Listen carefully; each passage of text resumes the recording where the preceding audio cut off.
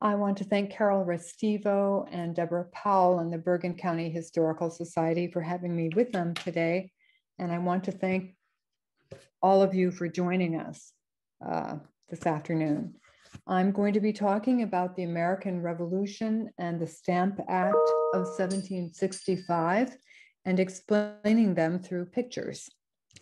The American Revolution forever changed global thinking about how to govern nations. And today we'll look at some of the forces that shaped the revolution. On the one hand, economic forces, international trade and the taxes on it. And on the other hand, political forces, the self-rule long enjoyed by American colonists and the political freedoms guaranteed in the English Bill of Rights. The lens we will use to focus on these forces are the political cartoons of the day. Political cartoons strongly shaped public opinion at the time. They were propaganda par excellence rather than billboards or television commercials. They were commissioned by politicians to shape public opinion and to celebrate political victories, and were most frequently displayed in public coffee houses at the time.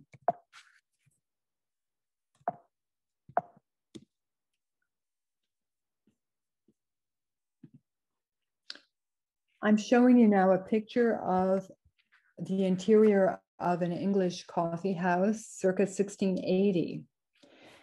The first English coffee house was in Oxford, where the students and professors would gather to stay awake and keep their thinking acute and to discuss ideas.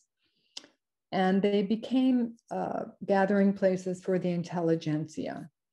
So in this picture, we see a woman roasting and grinding the beans. We see pots on the hearth. We see the men with papers before them. They're reading newspapers, sharing the news, discussing political pamphlets. And in the background, we see a man holding up a candle to a picture that he's pointing out to another man. And this is the sort of thing that would happen with political cartoons. They would also be posted on walls for people to share and discuss. So I wanted to just give you some idea of what I'm talking about when I talk about the cartoons of the day. This is a cartoon showing the difficulties between England and her colonies. So on the right, you see an old man with hardly, scarcely a leg to stand on, holding a cat of nine tails, a type of whip, trying to discipline the unruly American colonists on the other side of the ocean, one of whom is about to take down his trousers and shine a moon. And this is another political cartoon. This one is in the possession of Bergen County Historical Society. And it's called The Spirit of Democracy, or the Rights of Man Maintained. You see in the upper left an American Indian, a Native American, with a pole with an odd-shaped object on it. That's a liberty cap. It was a soft, peaked cap, sometimes called a toque, that many American colonists wore to symbolize that they were free men in the colonies. And you frequently see it in political cartoons of the day.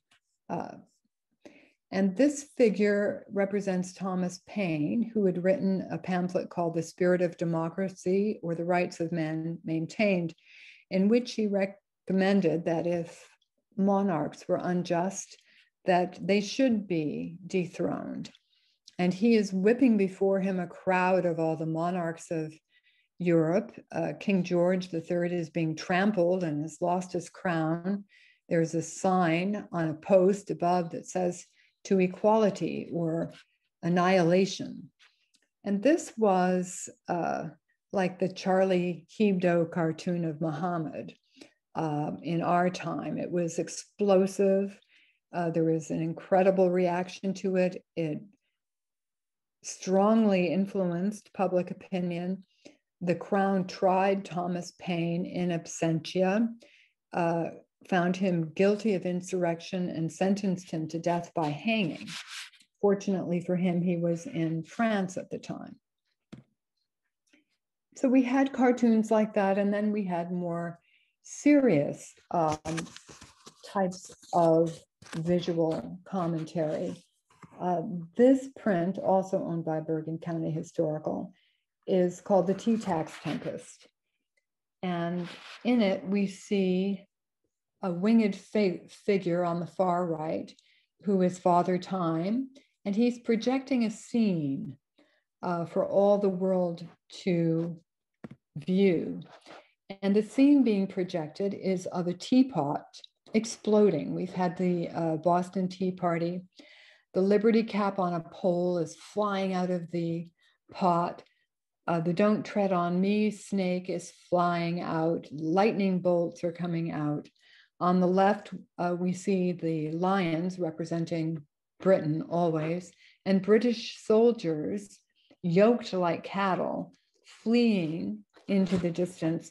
On the right, we see the American troops, again led by a Native American, coming in and seizing the day. Watching this scene projected by Father Time are four allegorical figures representing the four known continents of the world. So again, you have the Native American, you have the Black woman representing Africa, because already there was some slave trade in America, and Africa was certainly a factor. You have a woman holding the lamp of wisdom, who represents Asia, and you have a woman holding a shield, who represents Europe.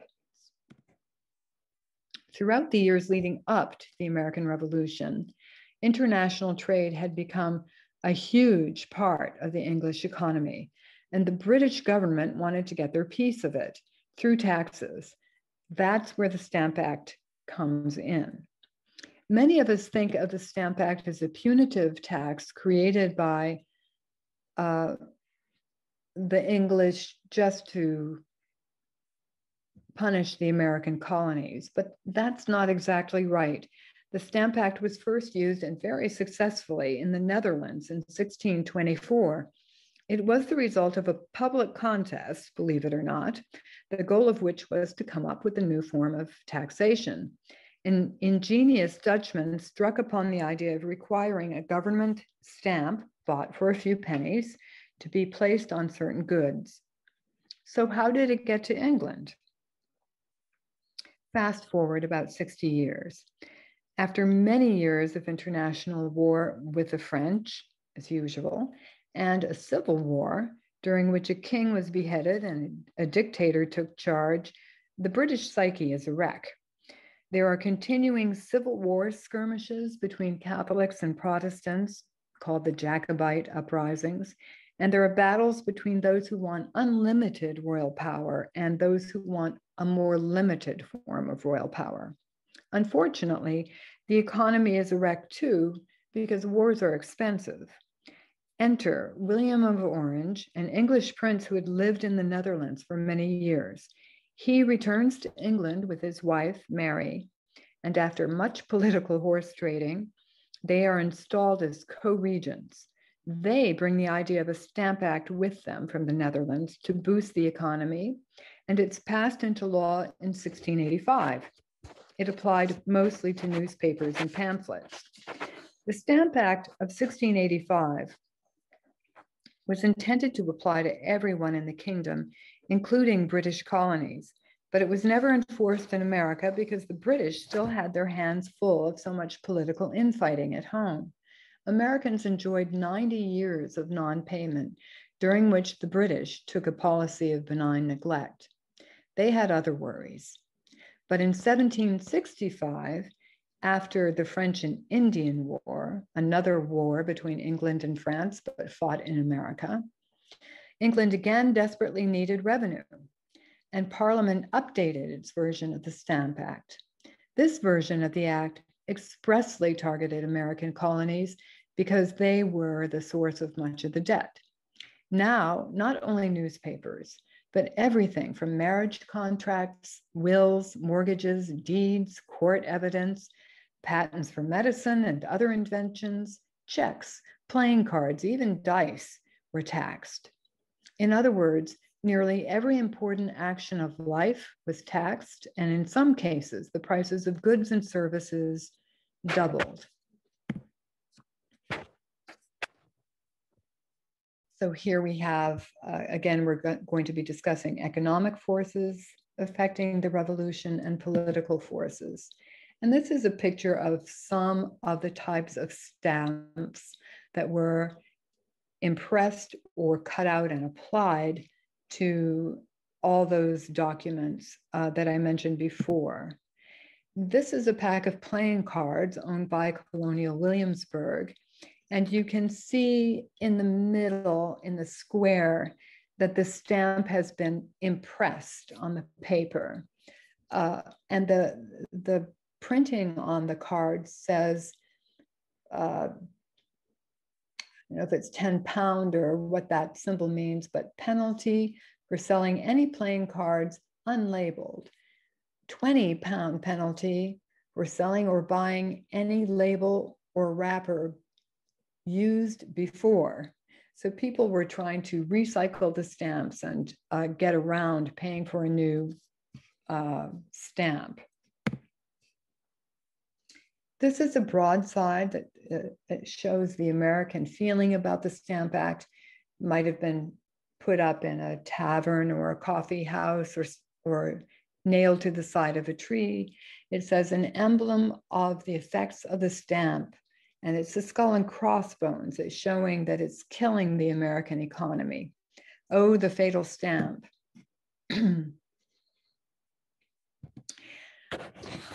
So those are some of the economic forces behind the revolution. And now let's look at the political and social forces. Step back in time again for a moment to our friends, King William and Queen Mary, who brought the Stamp Act home to England from the Netherlands. Another piece of legislation became law under the co-regents, and this one was a political juggernaut, the likes of which had never been seen in European law before. In 1689, as part of the horse trading to be put on the throne, they were forced to agree to the English Bill of Rights. Americans did not invent the idea of a Bill of Rights. The first Bill of Rights was in England. And for the first time in history, this Bill of Rights put explicit limits on the king's royal prerogative, that is, his right to rule absolutely. The Magna Carta had struck some general balances between the king and nobles, but the Bill of Rights added more specific limitations, and they will sound familiar. It said, among other things, that the king could not levy taxes without parliamentary consent. It said he could not raise a standing army during peacetime without parliamentary consent. It said he could not deny the right to bear arms. And he said he could not interfere with Parliament's elections or suspend its laws. And here is a print of William and Mary being forced to accept the Bill of Rights. They don't get to wear the pretty crown there unless they sign off on the Bill of Rights. And you can see they're not too happy about it. They would quite clearly rather eat dirt. Now, the Americans believed that all of the political restrictions of royal power that were stated in the English Bill of Rights also applied to them and to their state assemblies, as much as to British subjects and to Parliament in the motherland. When the American people came up with the phrase, no taxation without representation, it wasn't just a pretty rhyme they made up. The idea was thoroughly grounded in the English Bill of Rights. Americans believed that to be taxed without representation was to be treated as almost subhuman, as sub-British. It was akin to treating them as slaves rather than subjects. They believed that only their own elective legislative bodies could speak for them, and that those bodies should be represented in England. This is how Benjamin Franklin's long career of international diplomacy began. His first mission abroad was to try to persuade English Parliament to accept representatives from American political assemblies. And this portrait of Franklin is also owned by Bergen County Historical Society. Now, Franklin had some success. The idea of American representation was actually debated in Parliament. Unfortunately for the colonists, England was still quite a feudal society. The entire world was a feudal or tribal society. Tory supporters, that is, loyalist supporters of the king, pointed out that 90% of the land in England was owned by British nobility. The aristocrats had representation in Parliament, but the tenants, the ordinary people who lived on and worked their land, did not. Ordinary men had no right to vote at this time. Tories argued that the tenants who worked the land were virtually represented by the aristocrats who owned the land. And since the tenants' interests and the aristocrats' interests were supposedly the same, that was fair. Both wanted the land to be productive. Both presumably wanted the community to prosper. One could not thrive without the other, it was argued. The people of the American colonies, it followed, were no different from 90% of people in England who had no direct representation in Parliament. Colonists, it was argued, were also represented virtually through the royal governors appointed by the crown. The problem is that many royal governors never left England, or many royal governors lived in America but never went to England. So there was not much representation. American colonists, however, felt differently about virtual representation. Many of them, although not as wealthy as aristocrats, had literally bought out royal proprietors and investors and owned their own tracts of land or small businesses. The most striking example of this took place in the Plymouth colony, where the Pilgrims had come seeking religious freedom, not financial gain. They paid off the loans that financed their passage within 3 years, and they owned the rights to live on the land. Theirs was not a business venture in which a company continued to take a share of profits. And apparently no one in England had thought ahead to what would happen once Pilgrims had paid off their creditors. But what happened is that Plymouth became a de facto republic. They began governing themselves through a town council in 1625, with only occasional remote guidance from England concerning international affairs. They had to. They arrived in a wilderness. There was no government. They had to think up their own form of how to get along. And it was the Pilgrims, through John Calvin, who came up with a tripartite form of government with built-in checks and balances. They wanted direct representation for responsible working adults, and they wanted a separation of executive, judicial, and legislative powers. That did not exist in England. So as towns spread through Massachusetts, the town council became a beloved bedrock institution. And it was used for 150 years up to the Revolution. And with this separation of powers, which was uniquely American, the executive, whether it was the mayor or the governor or a king, had to obey the laws like everybody else. And if he or she didn't, she could be arrested and brought before the judiciary, which was also separate from the executive or the king. And so there were built-in checks on the abuse of power by a king or a leader. So emotionally, intellectually, and even legally, American colonists were neither tenants or serfs, nor aristocrats, but freemen. Freeman was actually a legal title that people enjoyed. So, friends, you got more from the Pilgrims than sexual repression and Thanksgiving turkey. They gave you a form of government that was directly elected, the town council, and that had a balance of political powers built in. The Stamp Act of 1765 disregarded this fact and saw the colonists as mere English tenants, serfs more or less, who were represented by their royal governors.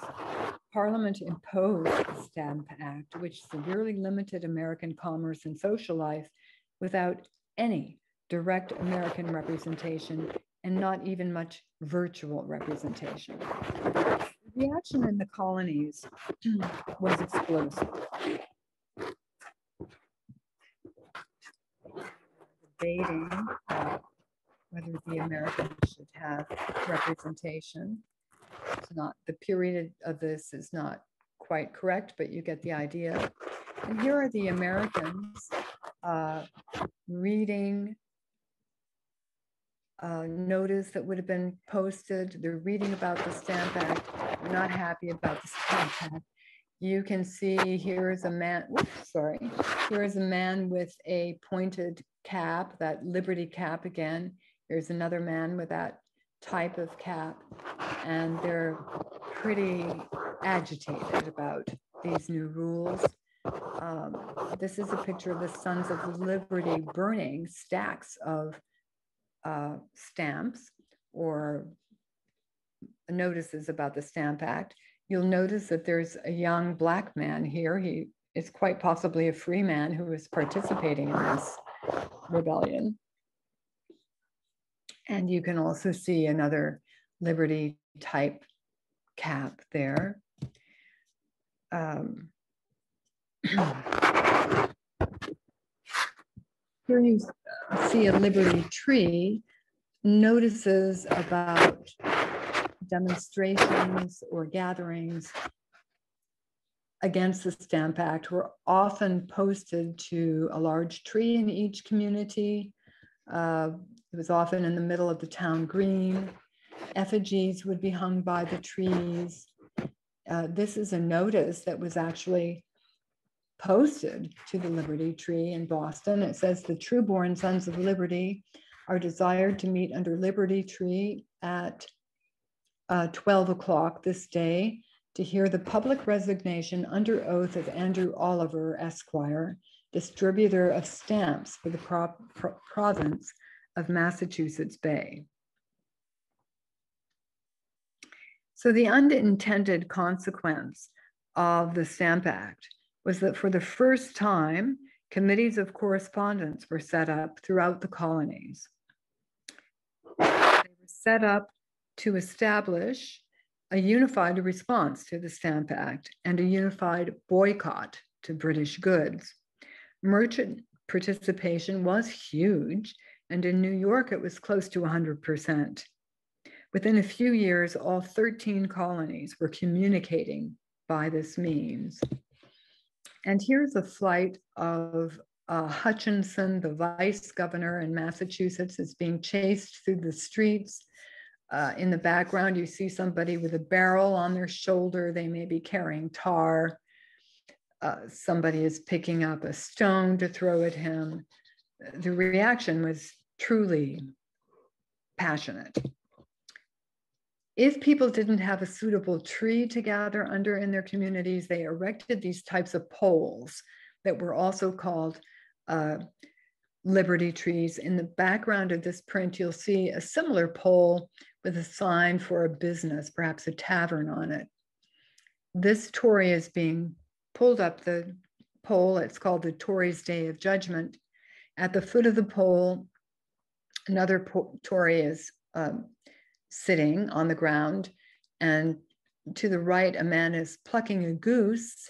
Another figure in a black hat is getting a cup of tar. They're apparently preparing to tar and feather these poor souls.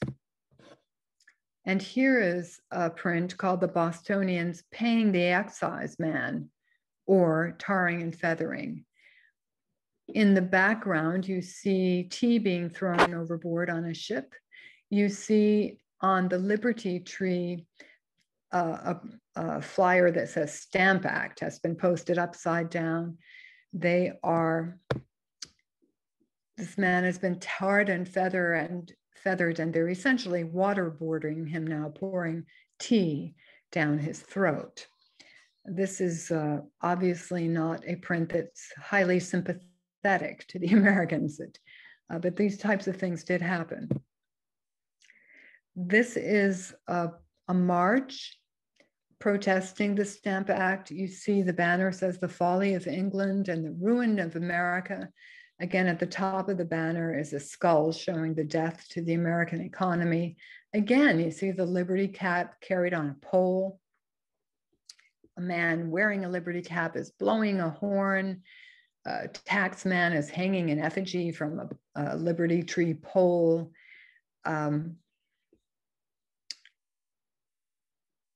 It is a riot in progress, pretty much. This is another print of an attack on the governor's house in New York City, which also resulted from the Stamp Act. So in the streets, the Sons of Liberty organized public pro-independence actions and demonstrations. Some were secret, spread by word of mouth, such as the Boston Tea Party, but they also posted public notices on a Liberty tree calling for action. They wore the Liberty caps, the soft-peaked hat, and that was based on those worn in ancient Greece and Rome for people to distinguish themselves from slaves. You could not wear a hat in ancient Rome if you were a slave. Only a free man could wear a hat. The Sons of Liberty led protest marches, and they held mock funerals. They carried coffins labeled Liberty through the streets to make their point, and they noisily proceeded to burial grounds. American women also played a major role.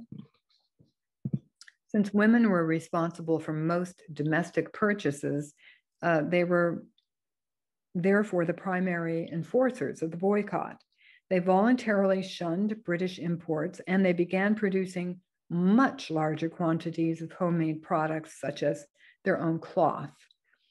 They also became known officially and unofficially as Daughters of Liberty. So here, women would gather together and have meetings where they would card wool together, spin together, weave together, produce cloth together that would enable them to punish England with boycotts. American protests were large, were passionate, and they did sometimes turn violent. British royal governors and tax collectors were intimidated, chased through the streets, and in some cases tarred and feathered. Their effigies were burned, as well as their businesses and homes. And North America, by the way, was not the only place of unrest in the British colonies. There was trouble in the Caribbean because of the Stamp Act. There was rioting and violence in St. Kitts and in Nevis, and there was strong opposition in Barbados, Antigua, and Jamaica. Finally, here's another picture of one of the Daughters of Liberty. They didn't just card, apparently. They were prepared to use a musket if they needed to.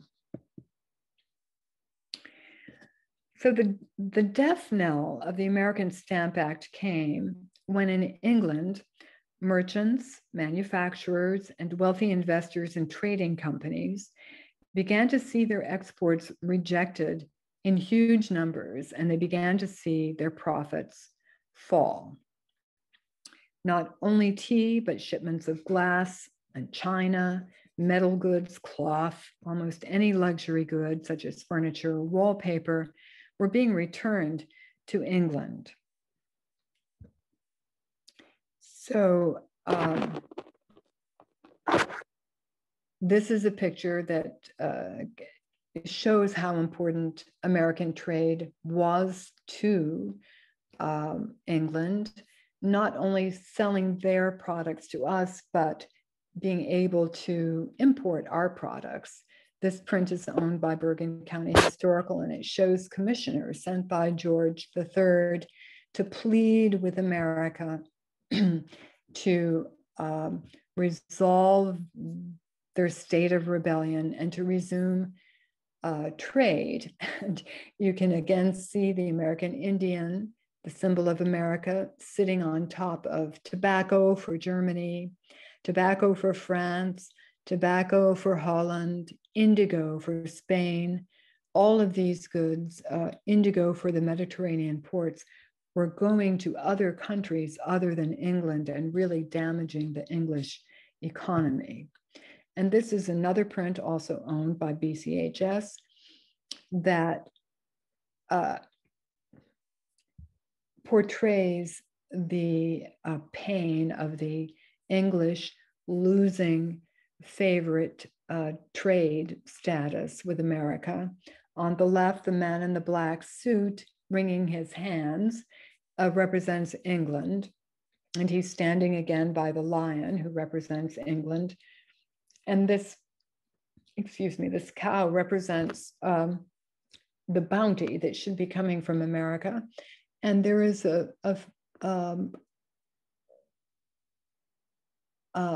figure is sawing off the horn of the cow. He's defenseless and being taken advantage of. There's a man milking the cow, taking Britain's milk away from the cow, and it says Holland underneath him. The man standing with a bowl waiting to get his milk is a Spaniard. You can tell by the doubloon sleeve, the sleeve with the two kind of slices, the pockets in it. And there's the Frenchman also bowing and doffing his hat and holding his bowl and waiting to get his share of England's milk. So England's goods were being returned. England was not able to get goods from America, and traders there were heading towards bankruptcy.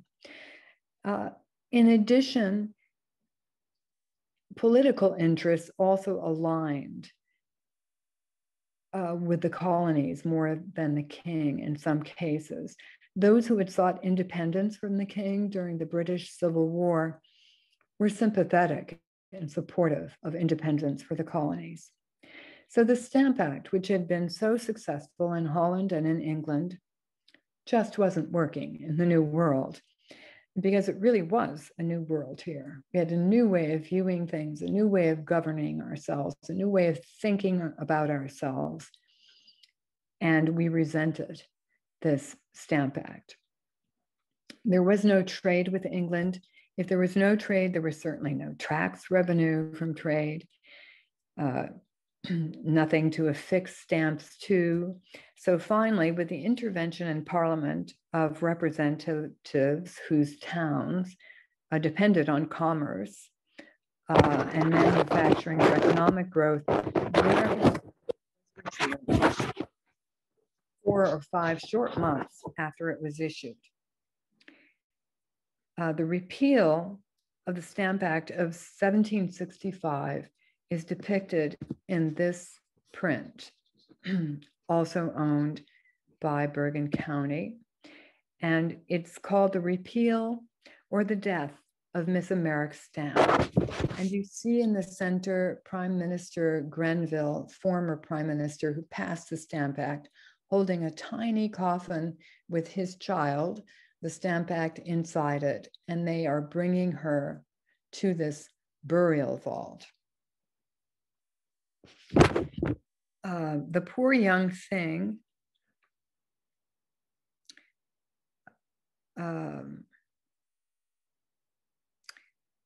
Miss America's Stamp was killed by the economic forces of the taxes and the political forces of the Bill of Rights and of the autonomy felt by small landowners in America, who had been electing town councils and governing themselves for centuries. So this print by Benjamin Wilson in London, 1766, was an overnight sensation. It became the most popular satirical print ever issued, according to the New York Public Library, to a scholar there. Within 3 days, Mr. Wilson printed an advertisement begging the public's patience because he could not keep up with all the orders he had received for the print. Within 4 days, the print, which sold for 1 shilling, had earned Wilson £100, small fortune in those times. Within a week, it had been pirated, and other print sellers were issuing their own versions. This print is one of the first private pirated versions, known as version B. Unlike Wilson's original print, version B sold for 6 pence and was printed on a somewhat smaller piece of paper, and it was in black and white. It was commissioned by the Marquess of Rockingham, the new Prime Minister of England. The previous PM had passed the Stamp Act, and Rockingham now had the difficult job of convincing Parliament that it should be repealed. He ordered a previous print to this to help sway public opinion, and he commissioned this one to celebrate the repeal. Of course, the print refers to the Stamp Act's effect on commerce and to its repeal, but it's also dense with references to the recent English Civil War, and it contains references to the recent returns of the Jews to England. There is a text above the burial vault, which reads, "Within this family vault lie interred, it is to be hoped never to rise again, ship money, excise money, and all imposts without Parliament, which tended to alienate the affections of Englishmen to their country." And above the vault are 2 skeleton heads on poles, marked with the dates of the 2 rebellion years in which the Jacobites in England and Scotland rebelled against the Protestant king. Of course, that didn't go too well, and those rebellions are buried now in this family vault.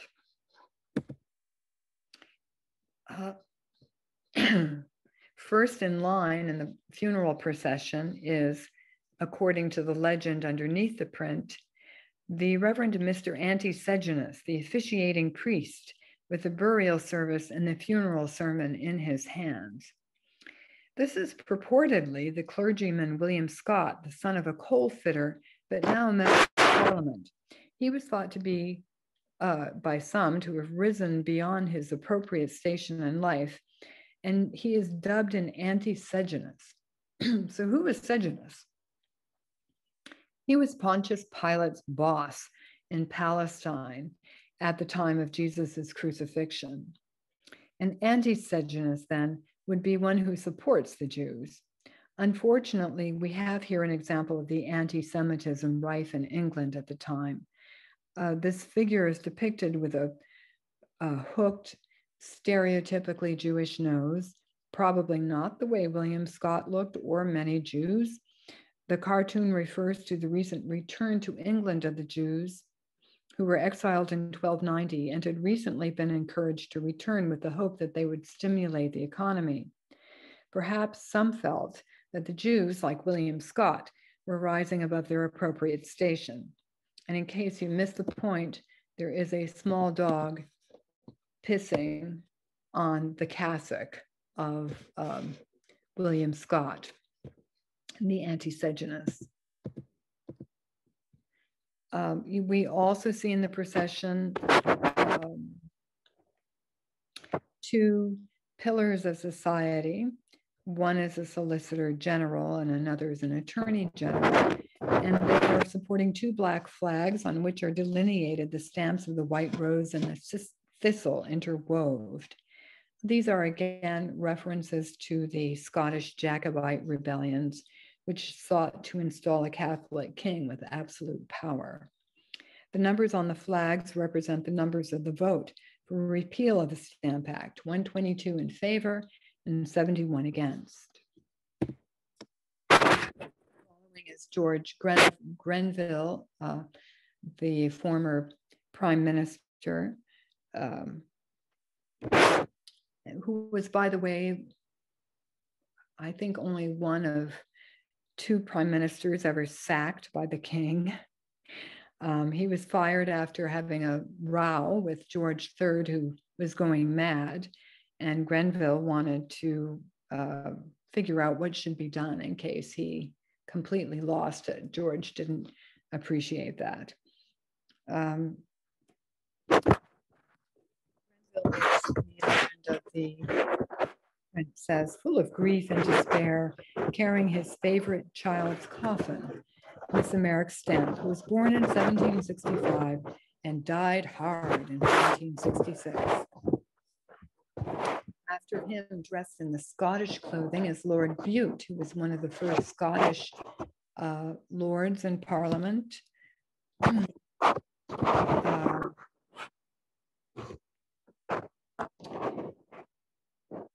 He's identified as being another oppressor of the underdog. He was well known as George III's tutor and wanted to concentrate power in the king of the English Empire. Still, when Benjamin Franklin received a copy of this print, he wrote, "I think it was wrong to put in Lord Bute, who had nothing to do with the Stamp Act, but it is the fashion to abuse that nobleman as the author of all mischief." So you can see that fake news has been with us actually since the beginning of our country. And here is Mr. Franklin looking as skeptical as ever. Behind Lord Bute are other legislators, members of the parliament that would have been easily identifiable by people at the time. And on the dock behind the mourners, you will see 3 first-rate ships, Rockingham, Conway, and Grafton. Rockingham is, again, the new prime minister who did away with the Stamp Act. Grafton and Conway are his treasurers. And you see goods here, stamps from America being returned, black cloth returned from America. There are many boxes piling up in the harbor. And it is, of course, hoped that now this commerce will resume.